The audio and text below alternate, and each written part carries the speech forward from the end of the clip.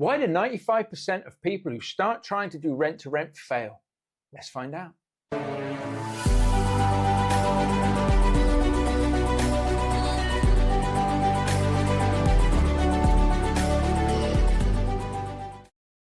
Hello, my name's Mark Fitzgerald. It's great to have you joining me here. So why is it that 95% of people that set out to do rent-to-rent seem to fail? 5% seem to actually succeed. Now, where did I get those numbers from? Well, it's just what we've been witnessing ourselves when we're looking at people, when we're talking to people and things. I'm pleased to say that statistics in my own training are a little bit better than that. But on general, if you go out there and you speak to people and things like that, it only seems to be a small minority that are actually getting the deals. And I think there's a few key reasons for this. And I just wanted to share them with you, because if you're thinking of getting started in property and building a property business, whether it's with rent to rent, purchase lease options, just buying them, flipping them, all of this really does come back to one thing. It's all about your commitment to being able to get out there and create the property business that you desire, the assets that you desire, to get it working for you. So realistically, when you're starting out and you're looking at things, you want to be setting out your terms. What are your terms? Now, terms stands for time, enjoyment, resources, money, and sanity. Sounds good to me, doesn't it?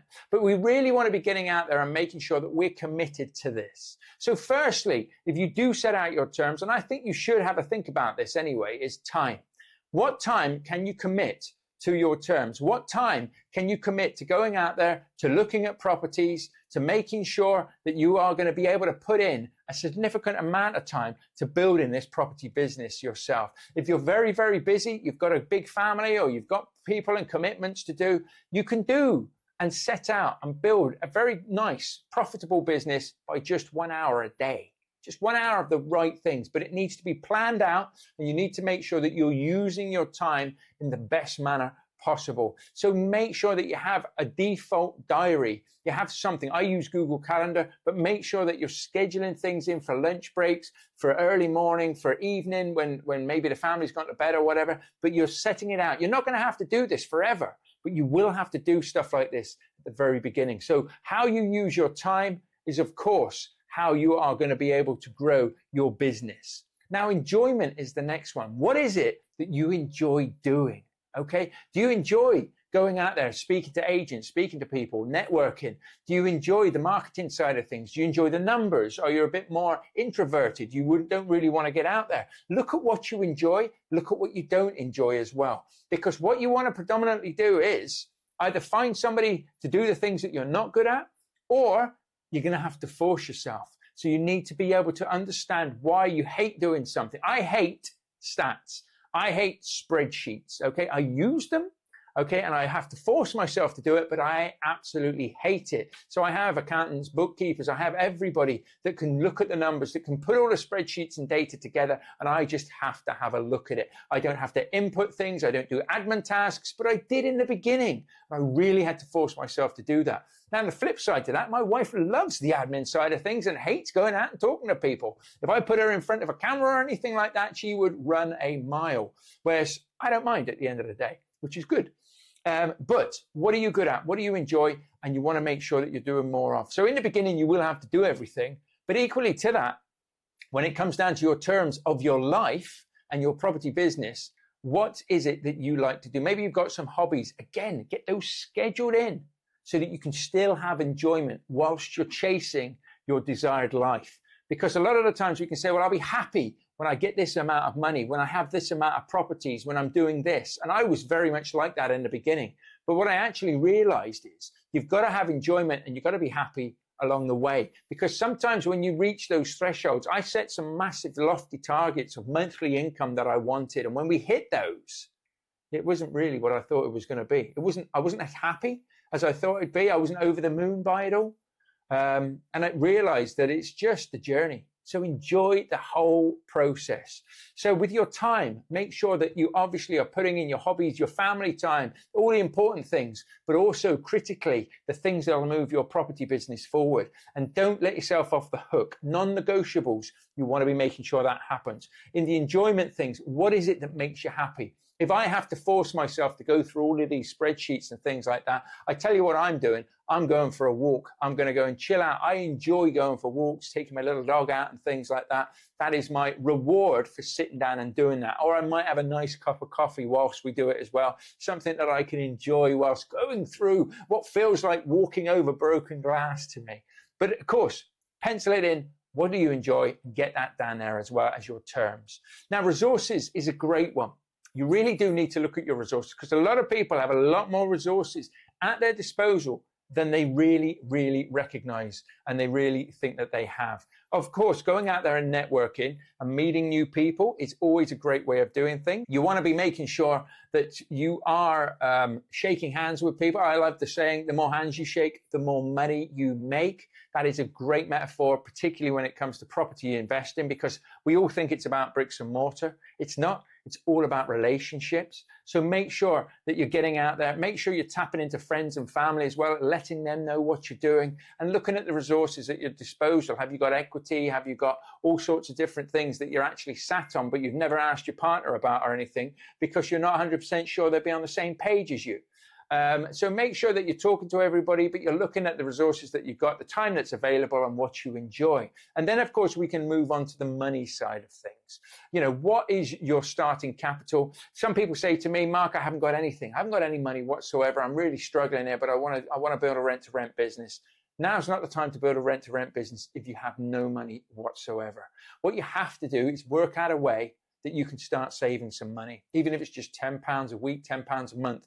Start showing yourself and working out a way that you can do it. Even if you have to go down on a tariff or something like that with a contract on your phone, using it less or something like that, think of ways that you can do things. When I started my property investing business, I'd taken voluntary redundancy. We got rid of all of the like Netflix, Sky Telly and things. We kept things as cost effective as possible. Now, that didn't last long. I'll be quite honest with you, because it only took me 4 months to start getting deals. And then all of a sudden, Sky Telly's back and we're doing all of these things and we're bringing those things back. But short-term pain for long-term gain. We made sure we kept our expenses as modest as possible without obviously upsetting and affecting everybody.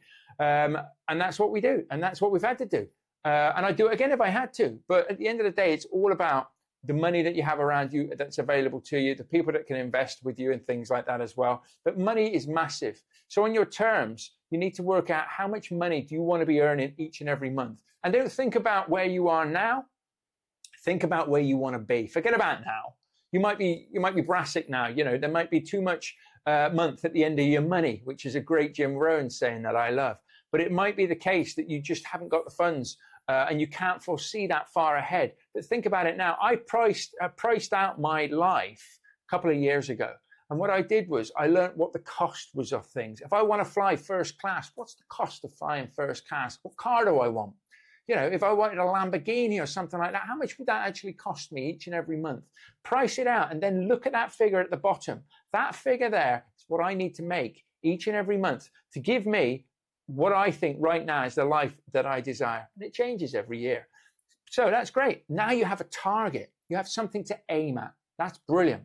So that can feed you then, because if that's the target that you want, and it's probably, if it's anything like mine, it's not a figure actually that I thought it'd be a lot more, but it's not. It's about 12 grand. I'll tell you now, it's about £12,000 I need to take home after all taxes from my businesses each and every month to live the life that I desire.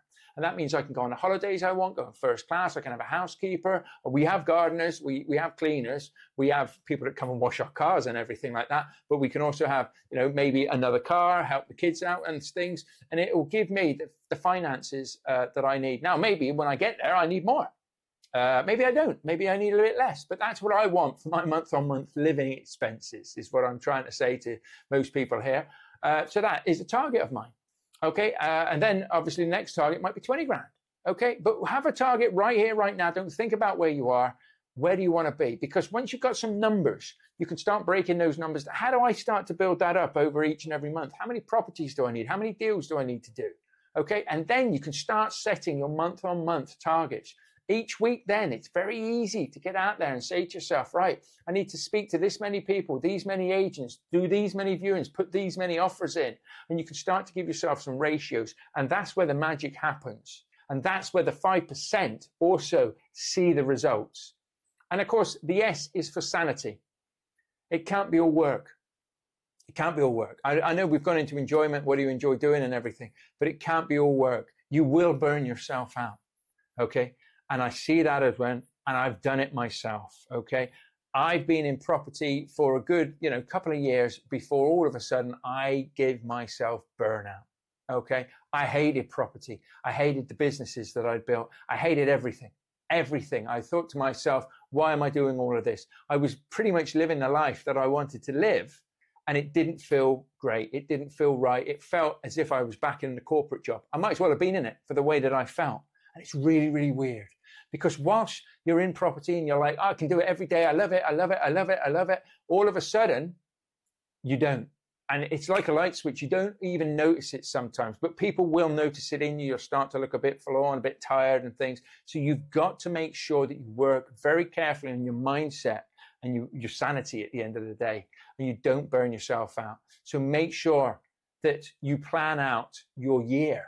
So we get now a massive wall planner, It goes on our spare room wall. We have dry white marker pens, and we mark out every October.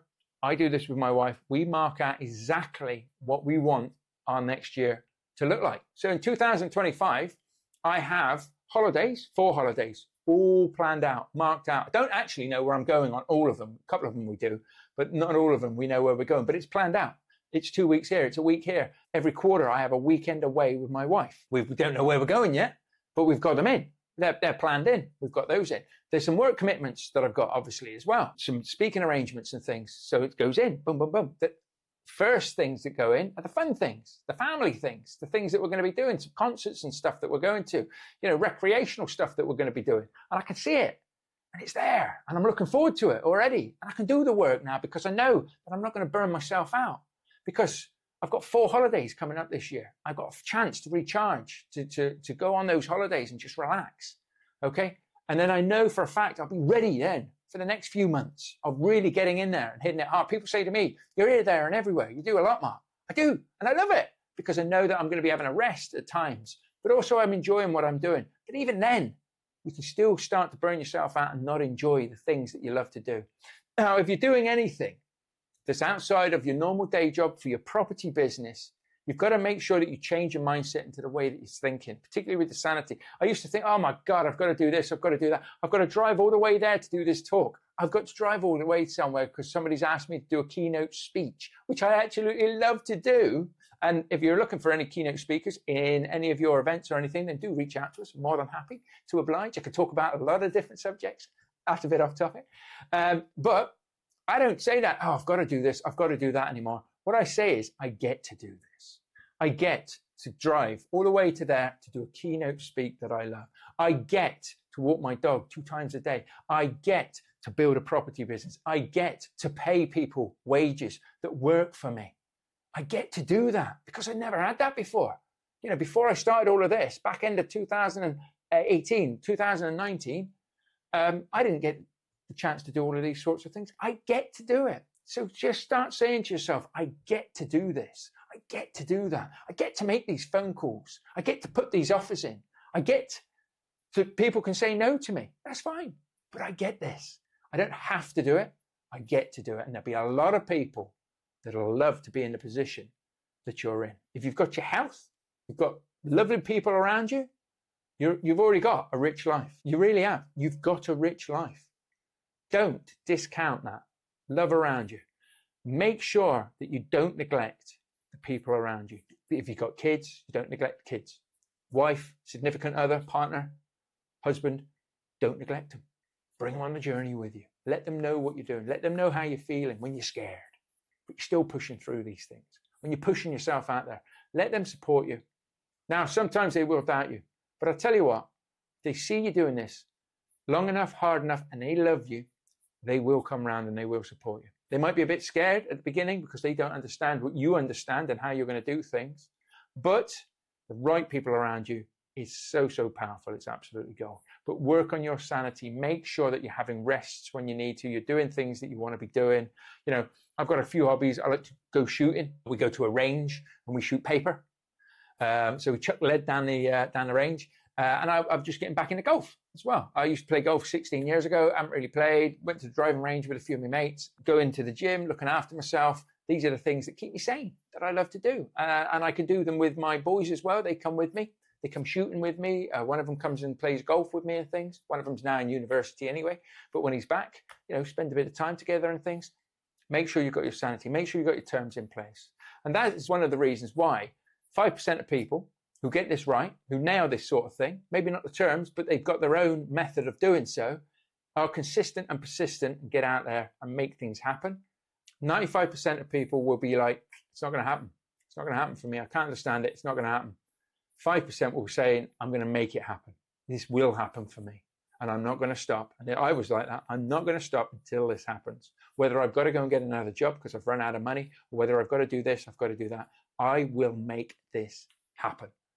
Be the 5%. And whatever it is, whatever strategy you're putting yourself out there. But first, if nothing else, have a target. Okay? A financial target when it comes to money. What do you want each and every month your property business to pay you, and work back from that? Okay, it might take a year, might take 2 years, might take 3 years, might take 5 years to get that where you want it. But if you've got it there, you've then got something that you can start breaking down. The first deal, if you're going for HMOs, is a 5-bed. 500 quid is what we want to be making. Now, yes, we will have to pay tax and stuff like that on there as well, but let's just keep this simple. That's £500. So 2 of those is £1,000. I get 4 of those, I've got £2,000. I get 6 of those, I've got £3,000. Now, what I will tell you is, your first deals might just give you a 500 quid on a 5-bed and stuff, or £600 on a 6-bed. I do better deals now. Okay, I do deals now where I get 750 quid on a 6-bed property, and you will be able to do that too. You might not be able to do that right at the beginning, even though I have seen some of my students, Chris being one of them, who's done some great deals.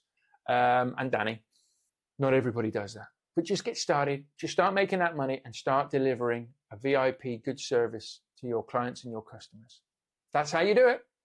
It's as simple as that. And it's not that simple. It does take time. It does take effort. It does take work, but make sure you're investing in yourself. If you need any help with that, reach out to us. More than happy to jump on a Zoom call, have a chat with you, see how we can help you moving forward, see if we're the right trainers, providers, coaches for your good self. You take care, and I'll see you in the next episode. Bye for now.